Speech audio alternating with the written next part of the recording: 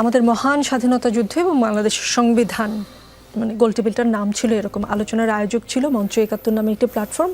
আলোচনা সভায় প্রধান অতিথি হিসেবে উপস্থিত থাকার কথা ছিল বাংলাদেশের সংবিধানের অন্যতম প্রণেতা এবং গণফোরামের ইমেরিটাস সভাপতি ডক্টর কামাল হোসেনের, তবে সেখানে তিনি ছিলেন না। আওয়ামী লীগের সভাপতি মণ্ডলীর বহিষ্কৃত সদস্য সাবেক মন্ত্রী আব্দুল লতিফ সিদ্দিকী এবং ঢাকা বিশ্ববিদ্যালয়ের অধ্যাপক শেখ হাফিজুর রহমান কার্জনকে অবরুদ্ধ করেছেন একদল ব্যক্তি। তারা নিজেদের জুলাই যোদ্ধা হিসেবে পরিচয় দিয়েছেন। ঢাকা রিপোর্টার্স ইউনিটিতে কিন্তু অনুমতি নিয়ে অনুষ্ঠান করতে হয় এবং সেখানে গোয়েন্দা সংস্থার লোকজনও থাকেন আমরা যতদূর জানি। সেইখানে এরকম একটা ঘটনা মানে কিভাবে মূল্যায়ন করবেন? ধন্যবাদ। ছোট ছোট করে বলি। প্রথমত জুলাই যোদ্ধা, আমি অফিসিয়ালি অনেক প্রোগ্রামে বলেছি এই যে জুলাই যোদ্ধা এটা কারোর নাম পরিচয় হইতে পারে না। প্রথমত মানে এটাকেই সরকার একজনকে বললাম ভাই আমি একজন জুলাই যোদ্ধা, তো আমি খুবই বাজেভাবে রিয়েক্ট করলাম যে এটা একটা নাম হয় কেমনে, আপনার নাম পরিচয় বলেন। তো এই আমরা বারবার যেটা বলেছি, মুক্তিযুদ্ধ নিয়ে আওয়ামী লীগ যে ব্যবসাটা করেছে, জুলাইকে নিয়ে এই ব্যবসাটা কাউকেই করতে দেওয়া হবে না, নাম্বার ওয়ান। নাম্বার দুই, ডক্টর কামাল সাহেবের প্রশ্ন পিছন থেকে বলি। গতকালকে পরশু দুদিন ধরে একটা ফটকাট খুব ভাসছে। ডক্টর কামাল সাহেব বলছেন আমাদের সংবিধানের যে বেসিক স্ট্রাকচার বা 4টা মূলনীতি সেখানে হাত দেওয়া হচ্ছে, এই নিয়ে উনি প্রচণ্ড আহত। আমার মন খারাপ হয় বিএনপির সেই ভাই বোনদের প্রতি যারা 2018-তে ডক্টর কামালের নেতৃত্বে যখন সাধারণ বাংলাদেশের মানুষ হাজারবার বলেছে বিএনপির মতো একটা দল, বেগম জিয়া এবং খালেদা জিয়ার দল, সেইটা গণতন্ত্র পুনরুদ্ধার করবে, যিনি জীবনে মেম্বারও নির্বাচিত হন নাই সেই ডক্টর কামালের হাত ধরে। একজনের একাডেমিক এক্সপার্টাইজ যদি পলিটিক্যাল এক্সপার্টাইজের সমান হতো তাহলে বিশ্ববিদ্যালয়ের ভিসিরা দেশের প্রেসিডেন্ট হয়ে যেত, প্রধানমন্ত্রী হতো, কিন্তু হন না, নাম্বার ওয়ান। এবং এটা আমরা আউট অ্যান্ড আউট বলেছি, তখনও ছোট মানুষ হয়েও বলেছি ডক্টর কামালকে সামনে রেখে বিএনপিকে বিরাট একটা ব্লাফ দেওয়া হবে, ইলেকশন ছিটকে যাবে, কিচ্ছু হবে না, এবং সেটাই হয়েছে ডক্টর কামালকে সামনে রেখে।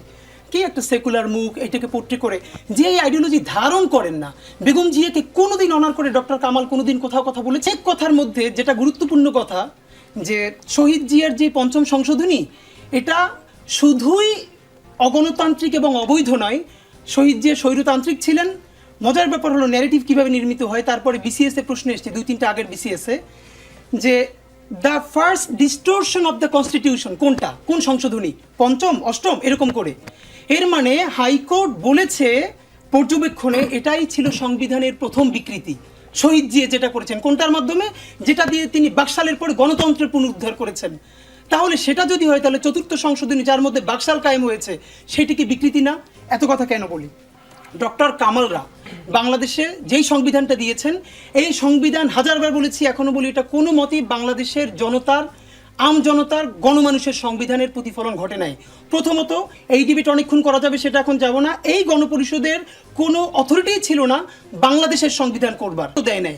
এমনকি 73-এ যে ভোট চুরির নির্বাচনটা করেছে তখন তো সেটা ইশতেহারে দেয় নাই। এত কথা কেন বলা? ডক্টর কামাল সাহেব এখন যখন প্রচণ্ড মন খারাপ নিয়ে বলেন যে সংবিধান পুনরুদ্ধার করতে হবে, তার উদ্দেশ্যে আপনাদের মাধ্যমে বলতে চাই, এখন একাডেমিকলি এটা প্রুভড হয়েছে যে এই সংবিধানের প্রিয়াম্বল পর্যন্ত ভারত থেকে লিখে দেওয়া হয়েছে। এটা ভারতের ডিপ্লোম্যাট তিনি স্বীকার করছেন যে আমরা এটা লিখেছি। সুতরাং ডক্টর কামালকে নিয়ে পুনরুদ্ধার এই প্রচেষ্টা করে হাদি, এইটা আসলে আজকে আমাদের টপিক না। কিন্তু আমি আপনার প্রশ্ন একটু ভাইয়ের 3টে পয়েন্ট কি আমি আপনার উত্তর হয়ে যাবে। পিছন থেকে বললাম গ্রাফিতির ভাষা, এইখানে আমার বলবার আছে। তুষার ভাইকে আমি বলবো, তুষার ভাই যে কোনো কারণেই হয়তো ঢাকার যত রাস্তায় ঘুরেছেন, এমনটা হইতে পারে ভাই তো এলিট ঘরানার লোক, সুতরাং গুলশান বনানীতে ঘুরছেন। এইখানকার গ্রাফিতির ভাষাগুলো, বাংলাদেশে গ্রাফিতি নিয়ে সর্বপ্রথম কাজ করেছি আমরা ইনকিলাব মঞ্চ। আজকে বুঝলে নিয়ে আসতাম আমরা, যেটা দেবাশিস চক্রবর্তী, যিনি পোস্টার বয় এই আন্দোলনের একজন, তিনি প্রচ্ছদ করেছেন। পুরো বইটার নাম হলো জুলাইয়ের গ্রাফিতি ও গাইল সমগ্র। আই রিপিট, জুলাইয়ের গ্রাফিতি ও গাইল সমগ্র। আমরা গালাগালও বলি নাই। এখানে আমরা কি করেছি, সারা বাংলাদেশ থেকে 5000-এর বেশি র গ্রাফিতি কালেক্ট করেছি, একটা কোনো ধরনের এডিট করি নাই, যার যেগুলোর প্রচুর কপি হয়েছে একটা করে নিয়েছি। র গ্রাফিতিগুলোকে আমরা পোট্রে করেছি। তুষার ভাই চাইলে, রুমিনাপা চাইলে তাদের বাসায় গিফট পাঠাবো। এইখানে কি আছে আপা, আমি আপনাকে মাঝখানে একটু প্রশ্ন করে, আপনারা যেটাকে গাইল বলছেন, সেই গাইল কি প্রধান উপদেষ্টা যে গ্রাফিতির বই সবাইকে বিভিন্ন বিশ্বের নানান দেশে উপহার দিয়ে বেড়াচ্ছেন, সেই গাইল কি ওই উপহার বইয়ে আছে? উপদেষ্টা যেটা দিয়েছেন এটা একদম প্রতিটা পৃষ্ঠা আমি উল্টে উল্টে দেখি নাই, একটা বড় কপি অফকোর্স এর মধ্যে সব আছে। এখন আমি যেটা বলছি, দেখেন গালাগালির প্রথম কথা আব্দুল নূর তুষার যেটা বললেন, তিনি ওই বইয়ে এই ধরনের ধরনের framing গালাগালির আছে। ছবি হ্যাঁ, দেখেন। framing আছে, আমি বলছি, আমি একটু প্রশ্নটা Please, শেষ করি।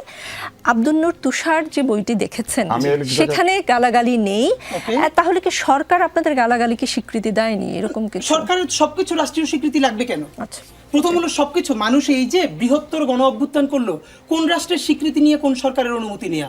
নাম্বার ওয়ান হলো কোন গালিটা মানুষ কোন মুহূর্তে কাকে দিচ্ছে, স্থানকাল পাত্রটা হচ্ছে ইম্পর্টেন্ট।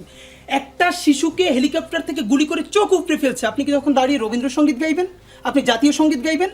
একটা মায়ের সন্তান শহীদ রিয়া গোপের শরীর থেকে গুলি ঢুকে তার পিছনের দেয়াল এতখানি ছিদ্র হয়ে গেছে, আমরা সেই বাসায় গেছি, তখন তার মা রবীন্দ্রসঙ্গীত গাইবেন?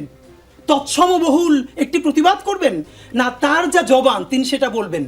আমরা সেটাই রেখেছি। কিন্তু একজন গণহত্যাকারীকে যেই গালিটা দেয়া যায়, যে গালিটা দেয়া যায়, একজন অন্য মানুষকে সে গালিটা দেয়া যায় না। আমাদের কথা হলো সেটা। সেই গালি কি এখন ব্যবহার করা যায় 5ই আগস্টের পরে রাজনৈতিক প্রতিপক্ষের জন্য? না, দেওয়া যায় না। এটাই হলো আমাদের যে এই গালিগালগুলো যারা গণহত্যাকারী তাদের বিরুদ্ধে মানুষ ব্যবহার করেছে, আবার যারা গণহত্যা করবে তাদের জন্য তুলে রাখতে হবে। এটা আর অন্য কাউকে দেওয়া যাবে না। কিন্তু ব্যবহৃত তো হচ্ছে এখন শরীফ যারা ওসমান হচ্ছে তাদের হাদী। ব্যাপারে কথা বলবো। আরেকটা প্রশ্ন যে Please. আওয়ামী লীগ সরকারের আমলে বিএনপি জামাত সহ আওয়ামী বিরোধী রাজনৈতিক দলের নেতাকর্মীরা কোথাও দাওয়াত খেতে বসলেও রাষ্ট্রের বিরুদ্ধে ষড়যন্ত্রের অভিযোগে আটক করা হতো, মনে আছে নিশ্চয়ই আপনার? নিশ্চয়ই মনে আছে। আচ্ছা, ডিআরইউর ঘটনায় ওই সময়ের সাথে কোনো মিল খুঁজে পাচ্ছেন? কোনো এটা কম্প্যারিজনই হবে না, এটা একটা নন কোশ্চেন। প্রথমত হলো ভাই বলেছে আমন্ত্রিত অতিথি, দ্বিতীয় বলেছে বয়োজ্যেষ্ঠ, তৃতীয় বলেছে বীর মুক্তিযোদ্ধা, চতুর্থ বলেছে শিক্ষক। নাম্বার ওয়ান, শিক্ষক নামের যে শব্দটা, এটা বাংলাদেশে ফাংশনাল? এই শিক্ষকরা এইবারে জুলাইয়ের গণ অভ্যুত্থানের ছাত্রদেরকে পুলিশ ডেকে ডেকে ধরিয়ে দিয়েছে। আমাদের ছোট ভাই চট্টগ্রাম বিশ্ববিদ্যালয়ে পড়ে, তাকে তার টিচার ধরে, তাকে পরে ডিবি কার্যালয়ে যে অবরুদ্ধ করা হয়েছে, তার টিচার ডেকে পুলিশকে ধরিয়েছে। Number one. সুতরাং ওই শিক্ষক বাংলাদেশে কয়জন? Number one.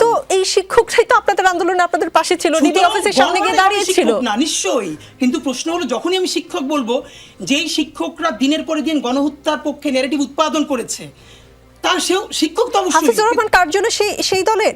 সে কোন দলের এইটা আমার প্রশ্ন না, কিন্তু বৃহত্তর স্কেলে আপনি যখন বলবেন কোন শিক্ষককে বলা যাবে না, শিক্ষক তো ফেরেশতা না, তিনি অপরাধ করলে তাকে ধরতে হবে। নাম্বার দুই, বীর মুক্তিযোদ্ধা।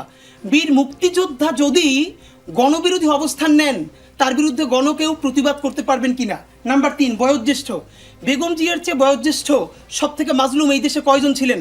তার হাত বাঁকা হয়ে গেছে, তখন লতিফ সিদ্দিকীর মতো বয়োজ্যেষ্ঠরা, এই কার্জন স্যাররা, ডক্টর কামালরা কি রিয়েক্ট করেছেন?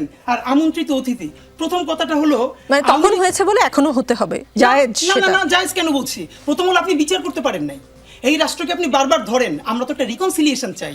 আমরা বলেছি একটা ট্রুথ অ্যান্ড রিকনসিলিয়েশন কমিশন করেন, যারা বিচার করেছে বিচার করে ফেলেন। এই বিচারের মধ্যে যদি লতিফ সিদ্দিকী না থাকে, যদি অ্যাডভোকেট জিআই পান্না না থাকে, তাহলে তারা অফকোর্স তাদের মতো করে কাজ করবে। কিন্তু আপনি এইরকম দগদগে স্মৃতি, এখন পর্যন্ত একটা বিচার শুরু করতে পারেন নাই। এখানে ইন্ডিয়ান হ্যাজিমনি পুরোটা অ্যাক্টিভ আছে, এখানে এখনো কালচারাল সেই অ্যাক্টিভিস্টরা বিনম্র শ্রদ্ধা বলে আওয়ামী লীগ পুনর্বাসনের চেষ্টা করতে পারছে। তো এর মধ্যে আপনি এই বয়ান বলবেন? এই মানুষদের মুখে গত বিচারের কথা কোথায়? যে বিচার কয়টা হলো? শরীফ ওসমান হাদী, একটা কি বলবো সংশয় বা একটা ধারণা আমি দেখতে পেলাম আজকে বিভিন্ন জনের সঙ্গে কথা বলে, দেশি মুক্তিযোদ্ধারা কথা বলতে গিয়ে হামলার শিকার হয়। ডিআরইউতে লতিফ সিদ্দিকী অবরুদ্ধ করার ঘটনায় এমন কথা বলার সুযোগ তৈরি করে দেওয়া হলো কিনা? এখন কথা হলো, এটা আপনি যদি নাও করেন, এটা যে কোনো না কোনোভাবে বলা হবে। প্রথম প্রশ্ন হলো, এই কোট আনকোট ধরে নেই যে যারাই সবার একদম সার্টিফাইড মুক্তিযোদ্ধা, ভেরি গুড, এই মুক্তিযোদ্ধারা 2014-তে আনকন্টেস্টেড এমপি হয়েছিলেন কিনা? এই মুক্তিযোদ্ধারা 18-তে দিনের ভোট ব্যালট রাতে ভরেছিলেন কিনা? 24-এ নির্বাচন হতে দেন নাই কিনা? মুক্তিযোদ্ধারা আছে না? তাহলে তখন কি মিডিয়া ফ্রেমিং করেছে যে 154টা আসনে নির্বাচন ছাড়া, প্রতিদ্বন্দ্বিতা ছাড়া এমপি হলেন 50 জন বীর মুক্তিযোদ্ধা? দিনের ব্যালট রাতে ভরে ফেলেছেন অমুক আসনের বীর মুক্তি, সেখানেও যিনি ছিলেন এমপি বীর মুক্তিযোদ্ধা। এগুলো আসলে কোন মাধ্যমে জানতে পেরেছেন? গণমাধ্যম। চলেন আপনারা এখন 10 মিনিট গণমাধ্যমের বরাতেই জানতে পেরেছেন হাদি। আপনি যদি বলেন যে গণমাধ্যম তখন এগুলো তুলে ধরেনি, সেটা আসলে গণমাধ্যমের প্রতি ঠিক জাস্টিফাইড না। কিন্তু আমি যেটা বলতে চাই, মূলধারা গণমাধ্যম বলতে যেটা ক্লাসিফাই করা হচ্ছে, মনে রাখতে হবে এখন মেইন স্ট্রিম কথাটাই এর মেইন স্ট্রিম না। এখন দুনিয়ায় অনেক মাধ্যম, প্রত্যেকটা মাধ্যম ইম্প্যাক্টফুল, সুতরাং বিকল্প গণমাধ্যমও কিন্তু তৈরি হচ্ছে, যার ফলে টেলিভিশনগুলো জনতার কাছে আসতে বাধ্য হয়েছে, নইলে আসতো না যদি বিকল্প গণমাধ্যম না থাকতো। এটা নিয়ে তর্ক করা যায়। অন্তত আমি যমুনা টেলিভিশনে কাজ করি বলে আমি আপনার সঙ্গে স্ট্রংলি তর্ক করতে পারি, কিন্তু আজকে এটা টপিক